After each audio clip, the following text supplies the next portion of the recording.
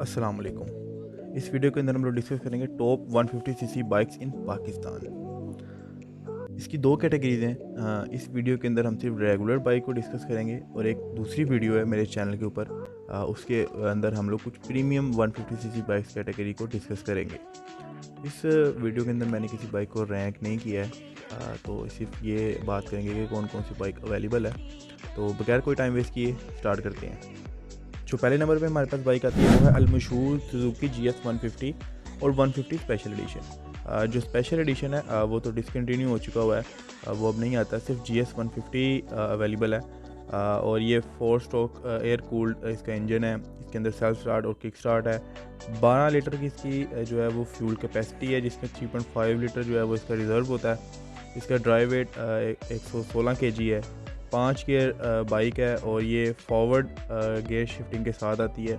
इस बाइक की एवरेज तकरीबन जो है वो 45 के आसपास आपको मिल जाती है, और इसकी जो स्पीड है वो 100 के आसपास है, यानी कि 100 से ऊपर भी चली जाती है।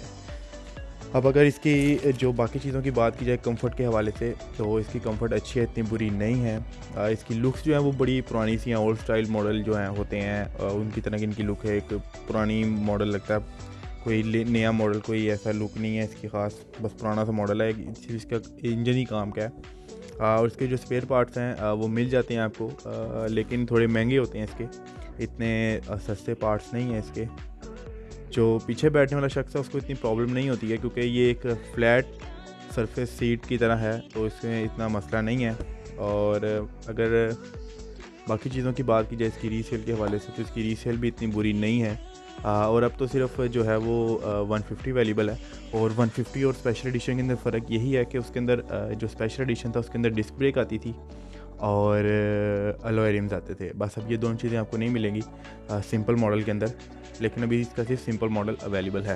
और इसकी प्राइस जो है वो आलमोस्ट 2,60,000 रुपये है। अगला बाइक जो निकल के आता है वो है होंडा CB 150F।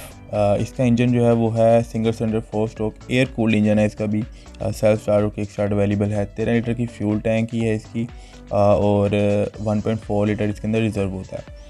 124 kg इसका ड्राइव वेट है, 5 गियर्स के साथ आता है। इसकी एवरेज भी तकरीबन 35 से 40 के आसपास है, और इसकी स्पीड जो है वो 110 किलोमीटर पर और है। इसके कंफर्ट की बात की जाए तो ये बहुत कंफर्टेबल बाइक है होंडा की, और इसकी लुक्स भी बहुत ज़्यादा जो है वो मॉडर्न लुक्स हैं इसकी। लेकिन इसकी एक चीज़ थोड़ी सी काम ख़राब है, वो है इसकी ग्रैब रेल। जो पीछे इसकी ग्रैब रेल है वो थोड़ी सी आपको अजीब सी लगती है, क्योंकि वो थोड़ी सी बाहर से निकली हुई है और कोई उसका मुंह मथा नहीं है।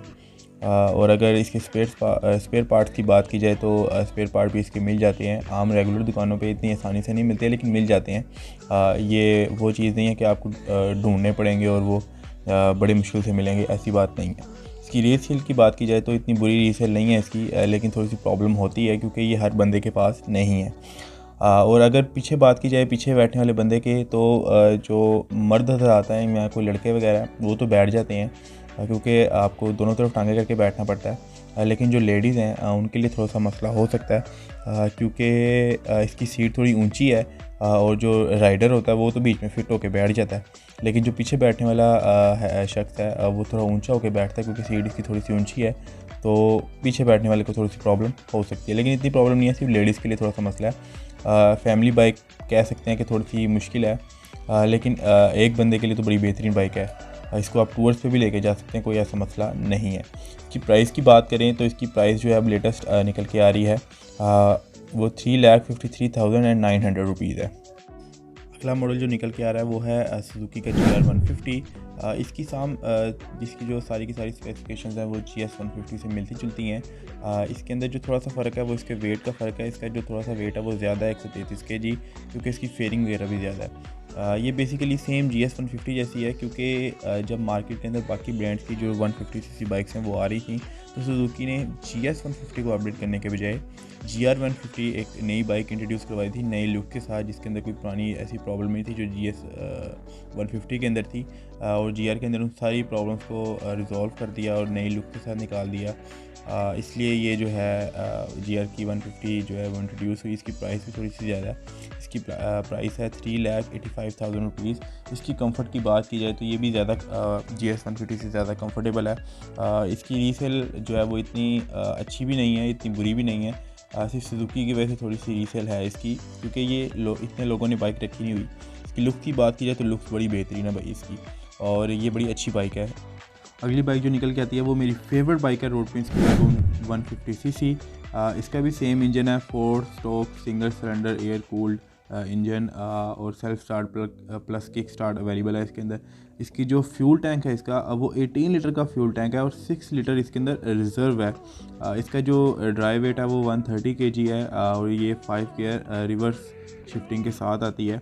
इसकी जो एवरेज है वो 35 to 40 क्लेम की जाती है। क्योंकि ये बाइक मेरे पर्सनल यूज़ के अंदर भी है, तो इसकी मैंने कुछ रिव्यूज़ वगैरह कुछ चीज़ें वगैरह अपलोड की हैं स्पीड वगैरह के हवाले से, वो आप जाके चैनल पे भी चेक कर सकते हैं। इसकी सबसे मज़े की बात यह है कि ये बाइक एरो 3 टेक्नोलॉजी के साथ आती है, और 150cc कैटेगरी के अंदर सबसे बेस्ट बाइक है ये। कंफर्ट के हवाले से भी, क्योंकि इसके अंदर इसकी कंफर्ट बेहतरीन है। इसकी लुक की बात की जाए तो 20 किस्म की इसकी लुक्स हैं जो सबसे बेस्ट हैं इस कैटेगरी के अंदर। स्पेयर पार्ट्स की बात की जाए तो स्पेयर पार्ट्स आपको आम दुकानों पे नहीं मिलते हैं, लेकिन आपको मिल जाते हैं। ऐसी बात नहीं है कि बिल्कुल ही नहीं मिलते। हाँ, रोड प्रिंस ने क्योंकि इसके सर से थोड़ा सा हाथ उठाया हुआ है तो थोड़ी सी प्रॉब्लम तो होती है, लेकिन मिल जाते हैं, आपको इतना प्रॉब्लम नहीं होता। और अगर इसकी रीसेल वगैरह की बात की जाए तो इसकी रीसेल इतनी बुरी नहीं है, लेकिन क्योंकि इसकी ये रोड प्रिंस ने लॉन्च की हुई है, इसलिए आज से चाइनीज़ बाइक तस्वूर की जाती है, लेकिन चाइनीज़ बाइक है नहीं, ये एक्चुअली इटालियन टेक्नोलॉजी बाइक है, इसलिए ये इसके इतनी प्रॉब्लम भी नहीं है।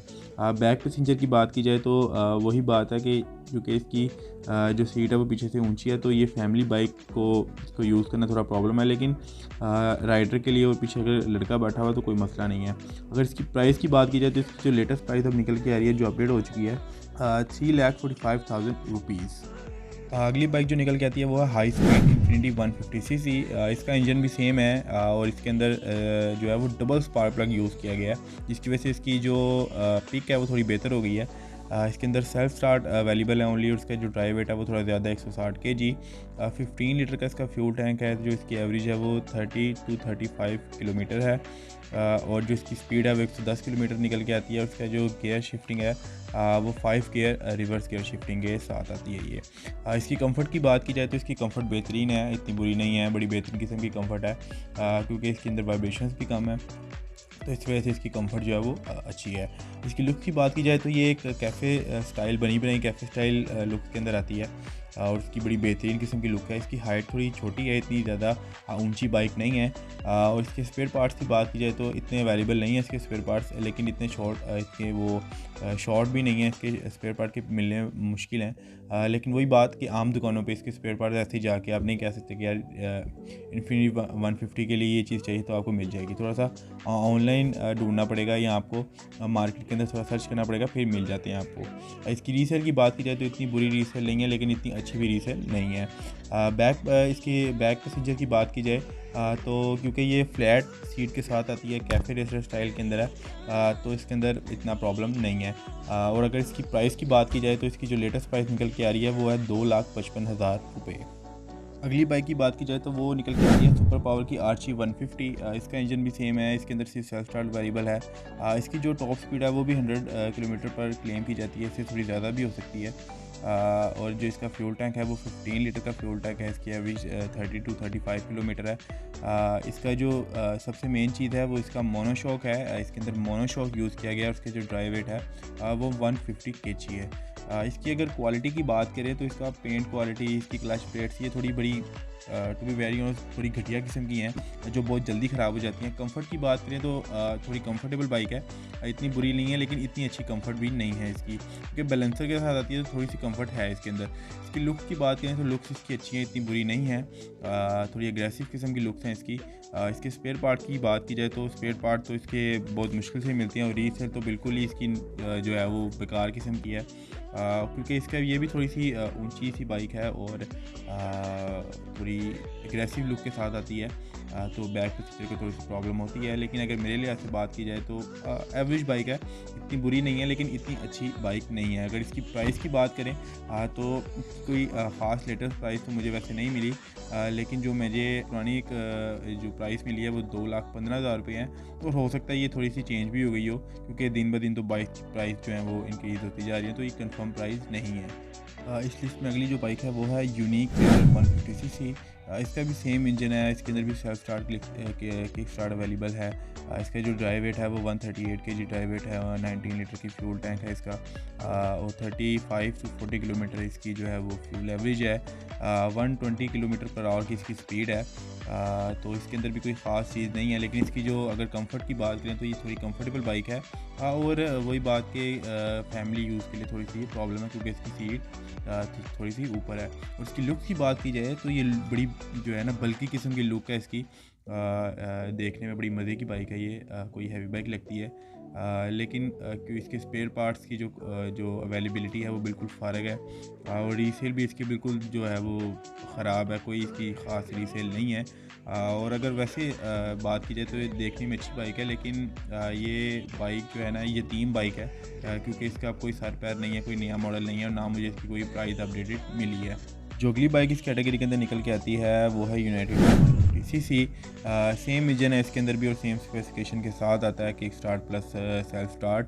और इसके अंदर 13 लीटर का फ्यूल टैंक है जिसकी एवरेज जो है वो 30 to 35 किलोमीटर निकल के आती है। 5 गियर रिवर्स गियर शिफ्टिंग के साथ आती है ये बाइक। और इसकी जो टॉप स्पीड है वो 120 किलोमीटर पर आवर है। इसकी कंफर्ट की बात की जाए तो इतनी ख़ास कंफर्टेबल नहीं है बाइक ये।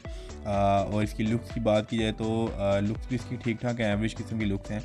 कोई इतनी ख़ास किस्म की लुक्स नहीं है इसकी। स्पेयर पार्ट्स उसके बिल्कुल ही अवेलेबल नहीं है किसी जगह पे भी। इधर उधर की जो 150cc की बाइक्स हैं, 125 जो बाइक्स हैं उनके स्पेयर पार्ट्स यूज़ करने पड़ते हैं और रीसेल भी इसकी बिल्कुल घटिया किस्म की है।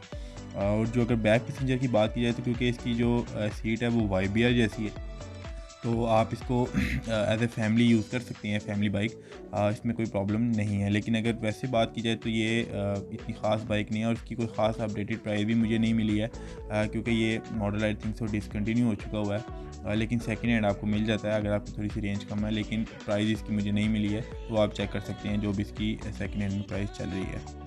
इस कैटेगरी के अंदर जो लास्ट बाइक निकल के आती है वो है क्राउन की 150cc। इसके अंदर इसकी भी जो स्पेसिफिकेशंस वगैरह हैं, जो इंजन वगैरह है वो सेम है। इसकी जो टॉप स्पीड निकल के आती है वो 120 किलोमीटर की स्पीड है। इसका जो ड्राइव वेट है वो 102 kg का है और जो इसका फ्यूल टैंक है वो 14 लीटर का टैंक है। इसकी एवरेज वगैरह जो है वो नो आइडिया, इसकी प्राइस का भी कोई आइडिया नहीं है। और इसकी कंफर्ट, क्योंकि ये बाइक क्राउन ने सिर्फ लॉन्च की, क्योंकि इसके अंदर कोई ख़ास चीज़ थी नहीं, सिर्फ लॉन्च की और बस उसके बाद ये बाइक कहाँ गई कोई किसी को कोई पता नहीं, लेकिन ये लॉन्च हुई थी। कोई ख़ास यूज़ में भी नहीं है, कोई इसकी ख़ास वीडियो भी नहीं है, ना किसी ने इसके बारे में कोई डिटेल एंटर की हुई है, तो इसके बारे में कोई आइडिया नहीं कि क्या इसकी एवरेज है, क्या इसकी अपडेटेड प्राइस थी या क्या इसकी प्राइस चल रही है, तो इसके बारे में मुझे कोई आइडिया नहीं है। तो खैर इसके स्पेयर पार्ट्स और रीसेल का भी कोई आइडिया नहीं है, तो इसके बारे में कुछ नहीं कह सकते। लेकिन क्योंकि ये रिलीज़ हुई थी इसलिए मैंने इसको कैटेगरी के अंदर सबसे लास्ट पे इसलिए भी रखा है क्योंकि ये रिलीज़ हुई थी। तो अब इसके अंदर क्या चल रहा है नो आइडिया। नेक्स्ट वीडियो के अंदर मैं कुछ प्रीमियम 150cc बाइक्स के बारे में डिस्कस करूंगा, तो चैनल को लाजिमी सब्सक्राइब कर लीजिएगा, वीडियो को मस्त लाइक कीजिएगा। मिलते हैं नेक्स्ट वीडियो के अंदर, आज के लिए इतना ही, अल्लाह हाफ़िज़।